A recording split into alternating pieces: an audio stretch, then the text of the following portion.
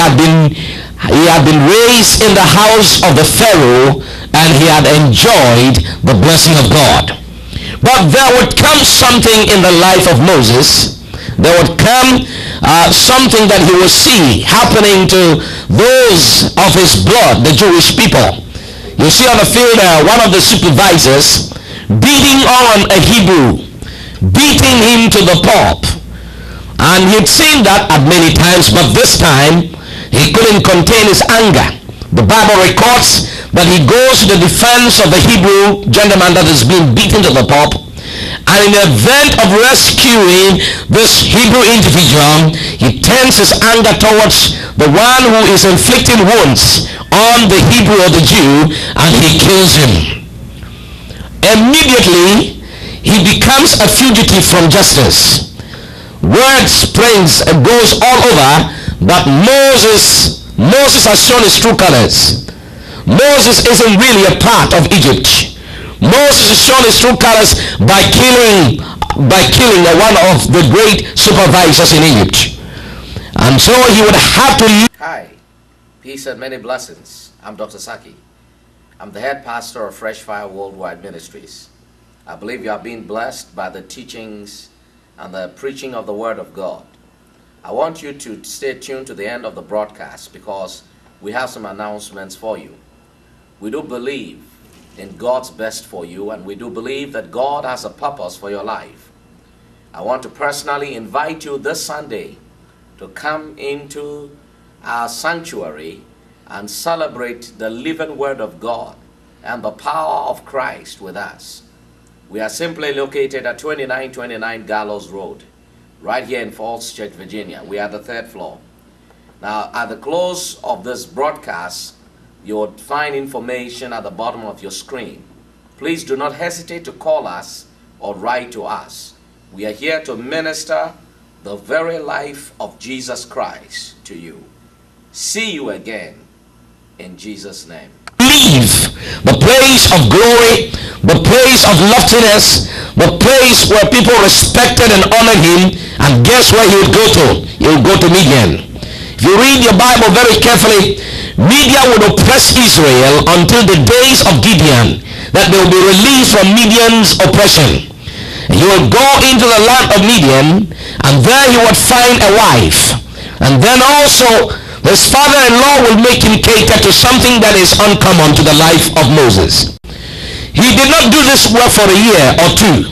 He did not do it for 5 years or 6 years. If he had done it like Jacob did to get 2 wives for 40 years, we would have understood that. But the Bible makes us understand that for 40 years, say 40 years, for 40 years he tended after the flock. For 40 years he was in the sheep pen. For 40 years nobody even knew or remembered that this man commanded respect and authority in Egypt. For 40 years, the people that knew him best were animals. The people that heard his booing and his sound and were comfortable with his stick in his hand were the animals that he tended to. For 40 years, a man that has been raised up in royalty became nothing.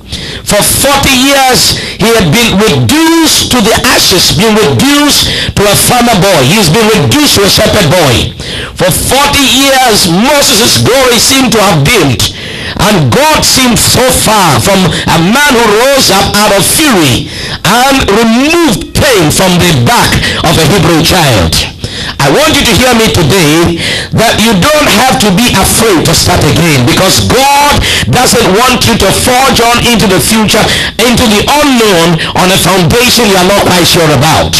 And there are areas in our lives that have foundations that are broken already under us, but we are still standing on. And I'm going to show and point a few of them when I come to the climax of the message.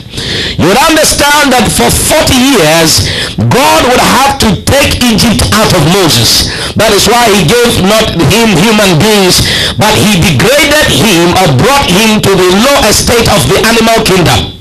That if Moses could turn after sheep who are very hard in following, Moses could be a shepherd of the people of God. If Moses' heart could be cultured by tending after sheep, stinking sheep, smelly sheep, if Moses' heart could be broken and could be remade by God, if Moses' mind could be readjusted and be renewed, then he would be a great leader for the people of God. God doesn't come to him even in his 38th year, but the Bible clearly records the 40th year of Moses came the sound of heaven, and a burning bush, the Bible says, he turned to look, and lo, as the bush was lit on fire, a voice came out of the burning bush, and these were the express words of God. He called him Moses, and I believe that he may have turned to want to see who may have called him. He did not respond until God calls him again, Moses, and then he knows he cannot be the sheep calling or talking to him. It cannot be anything else talking to him. It must be Almighty God. Remember that his mother may have reared him with God consciousness in him. Some things that we put into our children, well, however old they grow, however they go, however far they get away from us, they will never forget the seeds we sow in them about God and about his kingdom and about his people and about the expectations of God. Say amen, somebody. I want you to understand here how there is a shifting. 40 years out of glory into a wilderness, into a place of complete abandonment. And here we are going to hear the voice of God calling out to Moses, a fugitive from justice. And God is telling him not to go to any other place, but to go to the place he had run away from. God is not telling him to forge ahead, but God is telling him to go back to the foundation. Are you listening, somebody? God is telling him you have to go back and face your fear. You have to go back and deal with your fear. You have to go back and deal with your circumstances. You have to go back and deal with your failure. You have to go back and face your Pharaoh. You have to go back and face that which taunts you and that which holds authority over your shoulder. You have to go back and deal with it. Amen. Praise the Lord. And so Moses goes back. Now in between this, he would ask for Aaron to accompany him, and that was a wrong move. But we are going to find out that at the 40th year, when Moses would be 80 years old, 80 years old, I mean 80 years old, he will leave what he's doing and go back. It seems like confusion because God allowed him in Egypt to be a premier. Now he sends him to take care of sheep. He's comfortable because nobody at this moment has pursued him. But God is asking him to go back to Egypt, to go back and face what he's running away from. But God has a great sense of humor. Whatever you have run from that you are afraid of, God will give you the privilege to go back and readdress that condition. He'll give you the power to be able to deal with it, and this time you won't have to look back on your shoulder. There is a need to understand that in life, the great as well as the small, we all face tempests, trials, persecutions, temptations, and problems. But the distinction between the strong and the small is that one person understands that their demise is not the end, and the other understand that because they are on the ground, that is the end of them, therefore they give up on life. But the Bible says that though a righteous man may fall down 7 times, yet he will get back into the race. Hi, I'm Dr. Saki. I'd like to invite you this Sunday to come into our victorious service. The time of preaching, teaching, and waiting on the manifestation of the power of God. Folks that have come into our services have always testified of God's goodness and of God's power in our midst. You have to come and see it for yourself. We have a powerful time in worshiping our God, after which we go into praise and worship.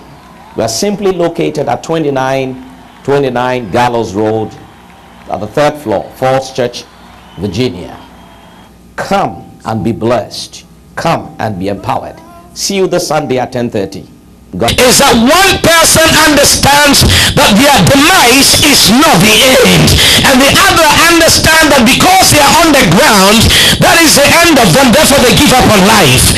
But the Bible says that though a righteous man may fall down 7 times, yet he will get back into the race again. It doesn't say that he will not go through problems. It doesn't say you will not go through situations, but it does